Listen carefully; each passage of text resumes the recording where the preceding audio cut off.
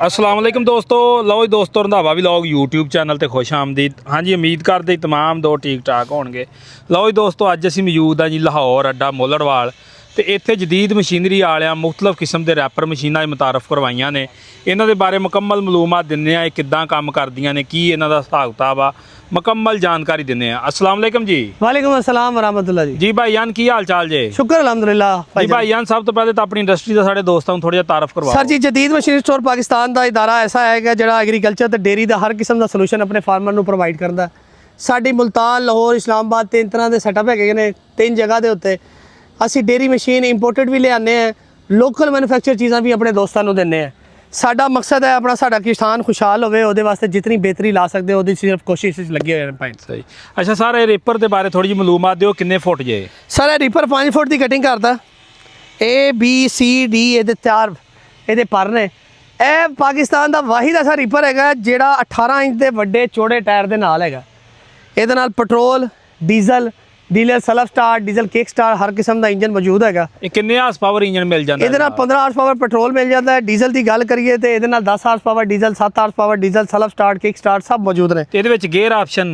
ਇਹਦੇ ਵਿੱਚ gear option differential gear system ਹੈ, 7 ਗੇਅਰ ਨੇ। ਲੋ ਇਹ ਰੂਸੀ ਟਰੈਕਟਰ ਹੈ ਭਾਈ।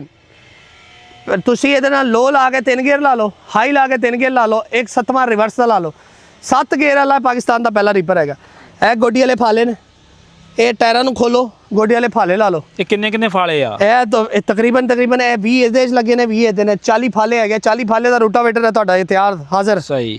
ਇਹਦੇ ਨਾਲ ਕਿਹੜਾ ਕੰਮ ਕਰ ਸਕਦੇ ਆ ਇਸ ਰੂਟਰ ਨਾਲ? ਤੁਸੀਂ ਆਪਣੀ ਬਾਗਾਤ ਦੀ ਗੋਡੀ ਕਰਨੀ ਹੈ, ਤੁਸੀਂ ਛੋਟੀ ਜੀ ਪਹਿਲੀ ਤਿਆਰ ਕਰਨੀ ਹੈ, ਸਬਜ਼ੀਆਂ ਲਾਣੀਆਂ, ਟਨਲ ਦੇ ਅੰਦਰ ਲੈਣਾ ਹੈ, ਤੁਸੀਂ ਖੇਲਾਂ ਦੇ ਦਰਮਿਆਨ ਵੀਡੀ ਕਰਨੀ ਹੈ ਕਮਾਦ ਦੀ, ਤੁਸੀਂ ਇਹਦੇ ਨਾਲ ਕਰ ਸਕਦੇ ਹੋ। ਸਹੀ। ਤੇ ਇਹ ਰੈਪਰ ਜਿਹੜਾ ਕਿਹੜੀ ਫਸਲ ਦੀ ਕਟਾਈ ਕਰ ਜਾਂਦਾ? ਇਹ ਮਕਈ, ਜਵਾਰ, ਬਾਜਰਾ, ਗੰਦਮ, ਚਾਵਲ, ਛੋਟੇ ਵੱਡੇ ਹਰ ਕਿਸਮ ਦੇ ਚਾਰਾ ਜਾਤ ਕੱਢਦਾ ਹੈ। ਸਹੀ। ਜਾਨ ਕਿ 12 ਮਹੀਨੇ ਹੀ ਚੱਲਣ ਵਾਲੀ ਚੀਜ਼? 12 ਮਹੀਨੇ ਚੱਲਣ ਵਾਲੀ ਗੱਲ ਚੀਜ਼। ਤੇ ਕਿੰਨੀ ਕੁ ਕੀਮਤ 'ਚ ਲੱਭ ਜਾਂਦੇ ਆ? ਬੜੀ ਮੁਨਾਸਿਬ ਕੀਮਤ ਹੈ ਕਿ ਜੀ 5 ਲੱਖ ਰੁਪਏ ਦੀ ਕੀਮਤ ਹੈ। ਪੈਟਰੋਲ 15 ਹਾਰਸ ਪਾਵਰ ਦੇ ਨਾਲ, ਸੈਲਫ ਸਟਾਰਟ 5,40,000 ਰੁਪਏ ਤੇ ਡੀਜ਼ਲ 5,65,000 ਰੁਪਏ। ਸਹੀ। ਤੇ ਇਹਦੇ ਨਾਲ ਆ ਸੀਟ ਵਗੈਰਾ ਲਾਈਏ ਤਾਂ ਕੀ ਮਕਸਦ ਜੇ? ਆ ਸੀਟ ਵੀ ਤੁਹਾਨੂੰ ਦਿਖਾਣੇ ਆ। ਉਸ ਤੋਂ ਪਹਿਲੇ ਸਕ੍ਰੈਪਰ ਦੱਸਦੇ ਆ। 4 ਪਿੰਨਾ ਤੁਸੀਂ ਕੱਢ ਲਓ, ਉਸ ਤੋਂ ਬਾਅਦ ਸਕ੍ਰੈਪਰ ਲਾਓ, ਗੋਇਆ ਸ਼ੋਇਆ ਮੇਲਣਾ ਆਪਣੇ ਫਾਰਮ ਦੇ ਉੱਤੇ ਬੜੇ ਸਾਰੀ ਨਾਲ ਮੇਲ ਸਕਦੇ ਹੋ। ਅਗਰ ਕੋਈ ਮਿੱਟੀ ਮੁੱਟੀ ਪੈਲੀ ਦੀ ਥੋੜੀ ਬਹੁਤੀ ਪੱਧਰੀ ਕਰਨੀ ਉਹ ਵੀ ਕਰ ਸਕਦਾ? ਉਹ ਬਿਲ ਕਰ ਸਕਦੇ ਹੋ, ਲੇਕਿਨ ਅਸੀਂ ਇਹਨਾਂ ਬਣਾਉਣ ਦਾ ਜਿਹੜਾ ਹੈ ਨਰਮ ਮਿੱਟੀ ਹੋਵੇ ਉਹ ਕਰ ਸਕਦੇ ਹੋ ਤੁਸੀਂ ਆਰਾਮ ਨਾਲ। ਧਾੜੀ ਬਰਾਬਰ ਕਰਨੀ ਹੈ, ਬਰਾਬਰ ਕਰ ਦੇਗਾ ਜੀ। ਸਹੀ ਆ।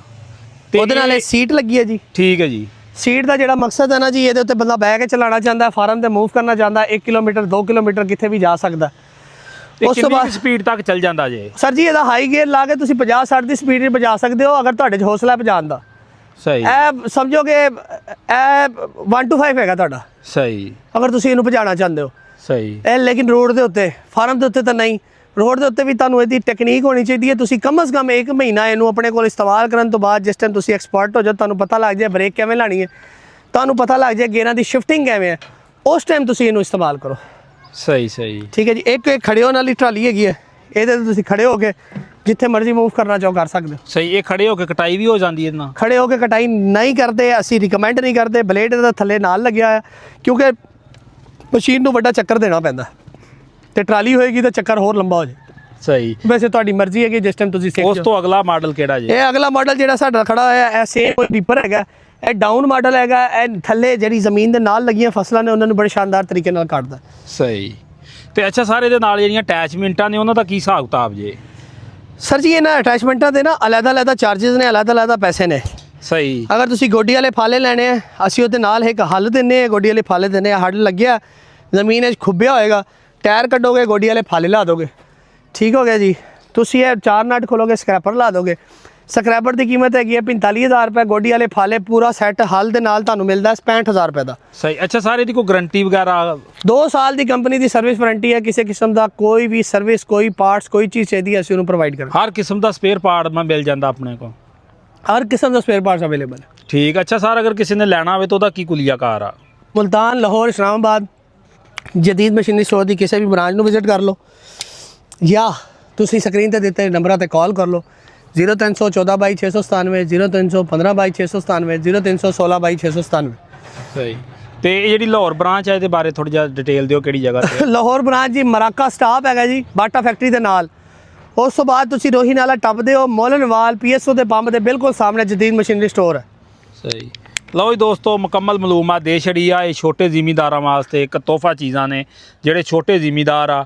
ਔਰ ਅਗਰ ਕੋਈ ਬੰਦਾ ਕਾਰੋਬਾਰ ਕਰਨਾ ਚਾਹੁੰਦਾ ਵਾ, ਕੋਈ ਆਮ ਬੰਦਾ ਉਹਦੇ ਵਾਸਤੇ ਗੰਦਮ ਦੀ ਕਟਾਈ, ਮੂੰਜੀ ਦੀ ਕਟਾਈ ਕਰਨ ਵਾਸਤੇ ਰੇਪਰ ਲੈਣਾ ਚਾਹੁੰਦਾ ਵਾ, ਤੇ ਜ਼ਬਰਦਸਤ ਕੰਮ ਆ। ਮੇਰਾ ਖਿਆਲ ਆ ਕੋਈ ਇੱਕ ਦਿਨ ਦੇ ਅੰਦਰ 6-7 ਕਿੱਲੇ ਸਕੂਨ ਨਾਲ ਕੱਟ ਜਾਂਦਾ ਵਾ, ਔਰ 1.5 ਤੋਂ 2 ਲੀਟਰ ਐਵਰੇਜ 1 ਏਕੜ ਦੀ ਆ। ਬਾਕੀ ਜੀ ਅਗਰ ਕਿਸੇ ਨੇ ਕੋਈ ਮਾਲੂਮਾਤ ਲੈਣੀ ਹੋਵੇ ਤੇ ਇਹਨਾਂ ਨਾਲ ਰਾਬਤਾ ਕਰਕੇ ਲੈ ਸਕਦਾ ਜੀ।